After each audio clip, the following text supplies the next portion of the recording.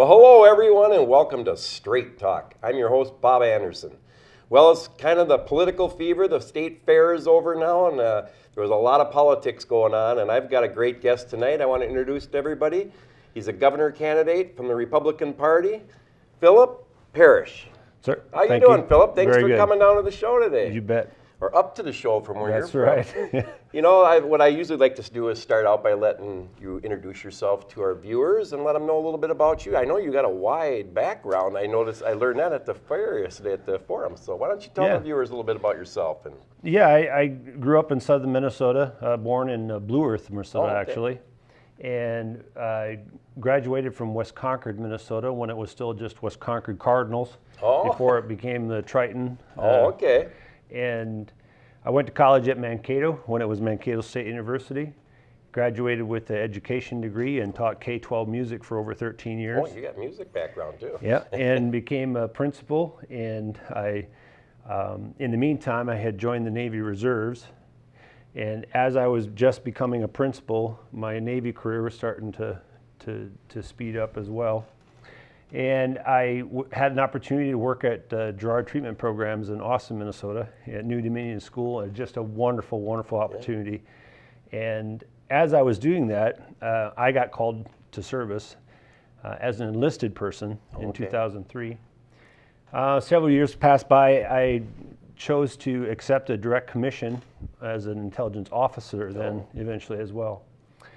Currently, I've completed my last set of involuntary orders. I'm looking forward to retirement in a few years, maybe even as early as next year. We'll see how the governor race goes. Right. Well, you're prepared, you know, to move forward. Yeah, so. That's right. 19 years I've been doing this, and it's one of the best things I've ever done. And so I'm getting ready for that. We live in Canyon, Minnesota, my wife and I, and we're a blended family because of some tragedies. There's 6 children and 2 granddaughters. Oh, wow. So it's a lot of fun. Grandparent stage is nice, isn't it? I'm a grandpa too. I got 2 granddaughters. It's a great time in life. That's right. So we've embarked on an effort here to run for governor because I walked away from my last set of orders thinking, you know what, we've got to really check out what's going on here. And like I said yesterday at the forum, I'm not the kind of person that can just shut the door when I've been aware that something's not right. So that's kind of where it's led to, and that's my background a bit. You know, check out the website and stuff to why don't you let them know your website too? So parrish4mn.com. So PARRISH, the number 4, MN.com. And that'll give you a chance to connect with the team, connect with the social media. Make sure you tell us what you think, you know, even if you like it or don't like it. The whole point of having a conversation is you have a conversation even when you don't like something. That's right, because that's how you learn, that's how you know where people are at. Yeah. Well, the thing is, I contacted you a long time because you were one of the first to jump into the fray, and you responded right away. So we've been talking about getting this interview together. Yeah, we have. And I saw you out at the fair yesterday. You did a great job in the forum. I really enjoyed at that forum because I got a chance for, you know, there's 7 candidates up there, and you all got a chance to, you know, let the people see. It was packed house. Yeah. And I will say for sure, out of all the candidates up there, you've definitely got the widest background. You know, you've had experiences in more parts of life than not only the candidates, but I think anybody I've met. I mean, with your service background, and thank you for your service too. Yeah, you bet. And the teaching and the musical. I mean, it's a lot to bring. So how did you feel it went for you yesterday at the forum? I felt really good afterwards. I had a lot of really positive conversations. What's impressing me is that several times in the last few years, as we've been, all of us, seeing concerns from both parties, from both major parties, from the independents as well. Everybody's starting to recognize some very serious concerns. Several years ago, and even up through the 2014 and then 2016 cycle, I was starting to feel like, wow, you know, what's going on here? Yeah. But I've really been encouraged. There's more and more people that are really talking about common sense, straightforward, straight talk type stuff. Exactly. And that's encouraging because, wow, a couple years ago, I know. I was starting to feel like I was all alone in a wilderness of... Well, I think, you know, when Donald Trump entered the race, a lot of people, I mean, say what you want, people love him or hate him, but he's brought a lot of attention to politics. He's brought a lot of new people too that, you know, like I came into the Republican Party because of Donald Trump. And now I'm in there to fight for this stuff. Yeah. So because I am a big person about outsiders. And as I was watching yesterday, and you're an outsider. I mean, you haven't been in the legislature. No. And it came up yesterday too about some of these candidates have been in office, and some of these spending bills, and especially this healthcare reinsurance bill that I've been hammering on my show almost every episode. I was not happy with at all, and that came up yesterday. And some of these candidates voted for that, so that's not gonna help. So I think being an outsider like yourself, with your wide range of background, sets you up there pretty good. So I think it went out. I think it went good for yesterday, and got to see some of your campaign team out there. That was nice too. See, you put a face, you see some of these people. So I thought you did real well. Thank you. And I think it's shaping up to be an interesting race. I think the Republicans are in a good position because the Democrats, a lot of them came over in this last election. We saw how we almost went red. The party has left the Democrat people that are in there that I grew up with. Yeah. It's not so much that they wanted to leave the party, but the party has left them. Absolutely. And up in the north and even in the south, outside of the cities, people, even Democrats, union guys, they went for Trump. That's right. So we got to capitalize on that because I really want to see somebody from the right, but I want to see the right person. I think you're a strong guy. And what would be some of the things you'd like to see happen, change in St. Paul if you were governor?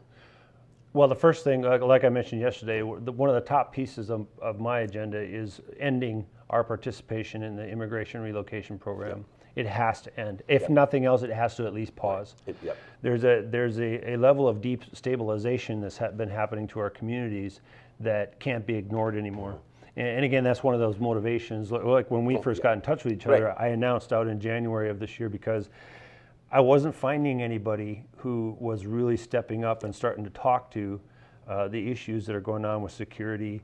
And one of those big things is this destabilization of our communities. Now, I understand there's a lot of really well-intended people who are really out there caring about people and they want to help. But there comes a point where you have to recognize the difference between enabling people and actually that compassion and helping them in a positive, productive way. Right. When you become a kind of an unhealthy enabler of kind of a violent, destructive process, that is no longer help. That's actually causing harm. Well, what surprised me is the refugee resettlement has been going on for quite some time in Minnesota. And nobody really spoke out against it at all. A.J. Kern ran in the 6th. She challenged Tom Emmer, and she brought this issue up, and she was very strong on it. But what I was always concerned about, why hasn't the Republican Party in our state at least brought it to our attention? We've never had a say on the refugee resettlement. Right. Trump brought it up when he was at the rally. We should have a statewide dialogue on just what's going on, at the very least, an audit of what's going on. Right, because what happened was in the original inception of the concept, there was a lot of charity, there was a lot of reaching out, there was a lot of involvement with everything from Lutheran charities to Catholic charities, Lutheran services. And those kinds of things. But unannounced to all of us, that has morphed into a federal-run program that has a UN involvement, and then these contractors and subcontractors that are involved with these placements and reaching out. Now, what has happened, and not to go into too much of it, because I understand I have to be careful with my background. And the fact is, though, it is public knowledge that several of these subcontractors to the main contractors in D.C., they are actually running front companies that are exploiting the financial resources of the state and federal government. Definitely. And they're doing it on a scale that no one wants to talk about. The other problem it leads to is in a whole other discussion of why Republicans and Democrats haven't been talking about illegal immigrants, false IDs, workers with false identification, is because just think about it like this. A municipality, which several in our state are not solvent when it comes to their benefits packages. Right. I hate to mention that, but it's the truth. I'm not going to shy away from the truth. This is straight talk. That's what we're here for. And the easy logic part to step back and think about is people who have false identification, especially if they're running under a social security number that a person's already dead. That municipality is never going to pay out the benefits that they collected from that person.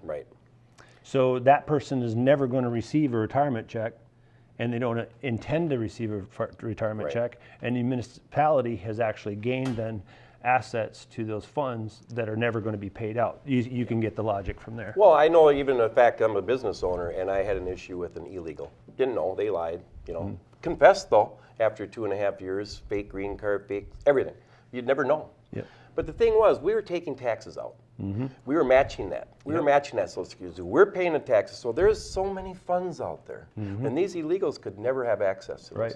So with the Social Security funds being depleted and things, well, that money's being used. That's why I don't think there's an incentive to crack down on it. Well, Right. Trump blew all that up when he came in. We got a new sheriff in town. Yeah, and again, that's one of the concepts of why I decided in January to run, was because I'm one of those people that I can't just shut the door and when we I've been aware appreciate of that. it. And I think that background is going to help you immensely.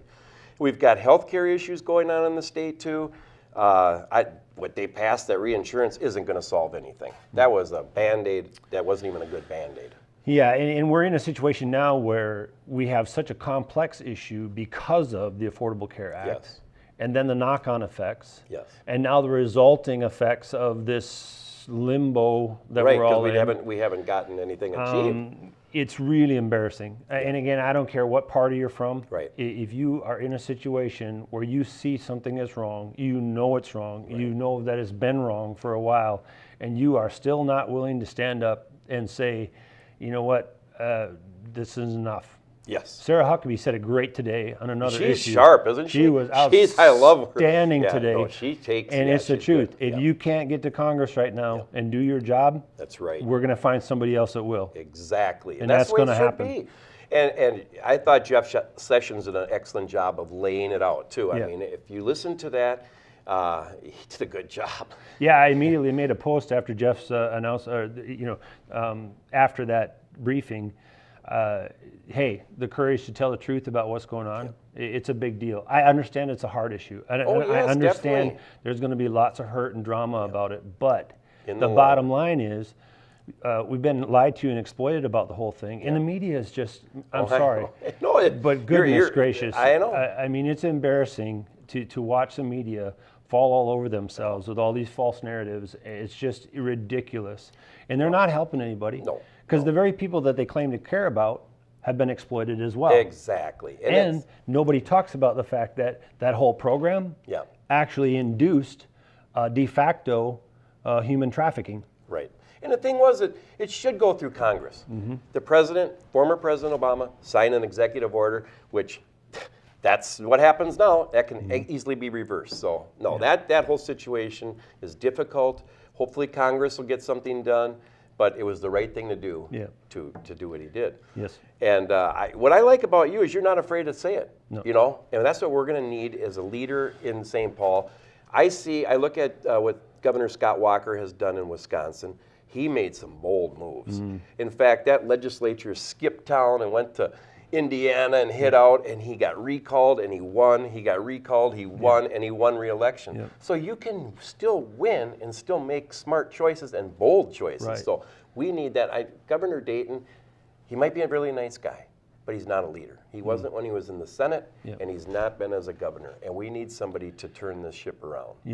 And I'm just hoping that we get the right guy. And I'm glad that you threw your hat in because you got some great experience. Well, the people are out there. They're hungry for Democrat, Republican, Independent, Libertarian. They're out there aching for someone. Just tell us what's going on. Right. Stop playing politics. Stop the political calculus. Stop all the false narratives. And just tell us what's going on. And they're just aching for somebody to take the lead in that.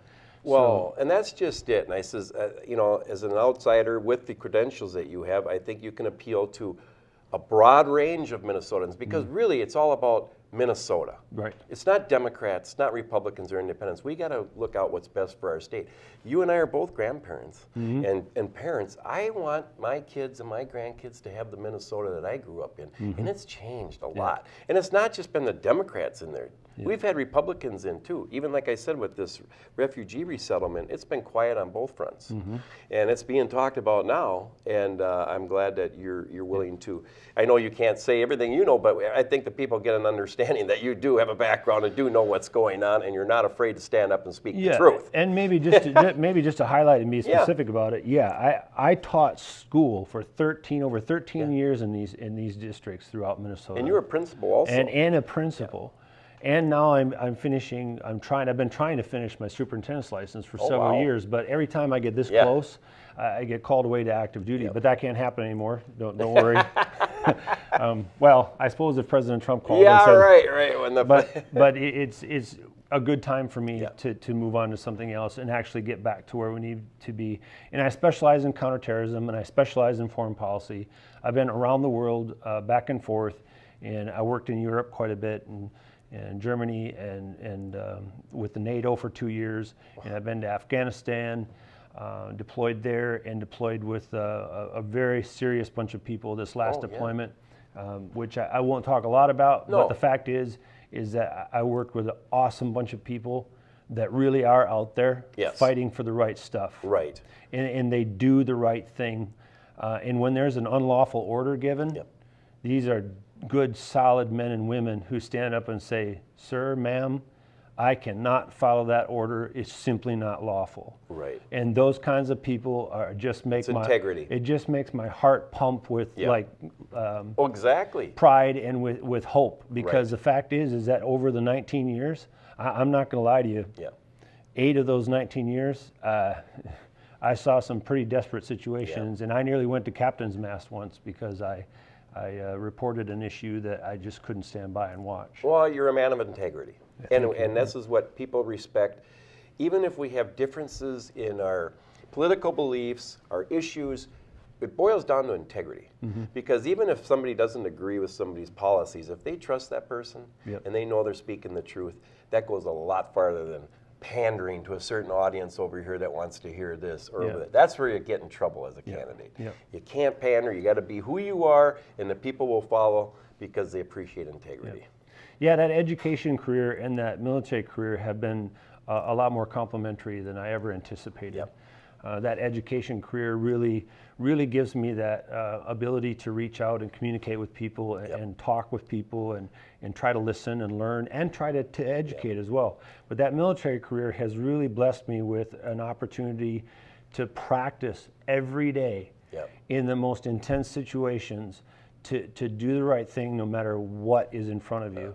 And we don't always get it right. I understand. No, God, I we're understand humans, you know. we've made mistakes over the years, but our military has a lot to be proud of. God, and despite some of those mistakes over the years, we have a lot of really good people who've really learned how to do the right thing in the face of overwhelming odds, and it's really heartwarming. Well, you see the American spirit too. I mean, with our military and even our men and women in the private sector, even when the hurricanes and things come through, you see how people gather together and try to help each other out. We might fight, we might argue, especially in political. I've never seen anything like the political climate we've had since this last election. Yeah, right. And but I think that in the long run, we all have that fighting spirit. We're Americans, and we put those side issues apart. And it would be nice if we can get this political season going forward now for 2018 with some really civil dialogue, and not only on our Republican side, but on the Democrat side, and then have some good discussions and let the people see in like these conversations. So because anybody can look fancy on a TV commercial. I mean, my God, I could look good if I had all those makeup people and writing all this stuff. But when you get to sit down like this and you get out in those forums like at the State Fair, and that was a packed house in there. Yeah. It's really good for people to just get to see us unfiltered. Yeah, and it's been a growing experience for me. Yeah. Although I've run for office before and I've had some of those experiences, I really enjoy actually the non-scripted dialogue stuff. And I've started something new. You might have noticed. I think you noticed on my Facebook page. Talk about that. This weekly update that I haven't gotten a name yet. So if you think of a name and a little catchy name for it. But I've been doing a Tuesday morning about 10 o'clock. The second one I did today, and we're going to try to keep that up around the same time on the porch at the house.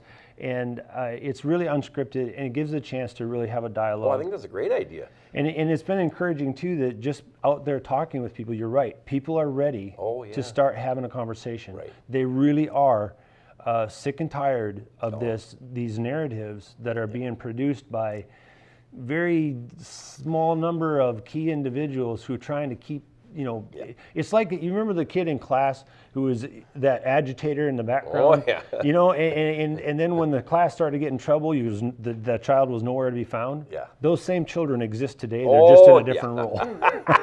Well, I'll tell you one of the side effects about the Trump win too is with the media, because they've had a stronghold, and finally he goes right past him with his Twitter and everything. And I mean, people are starting to. I know people that never believed me when I'd say that there was a liberal bias in the media around it, and they say no. Now they're starting to say, you know, you're right. I'm seeing that now. Yeah, I'll actually share a story with you.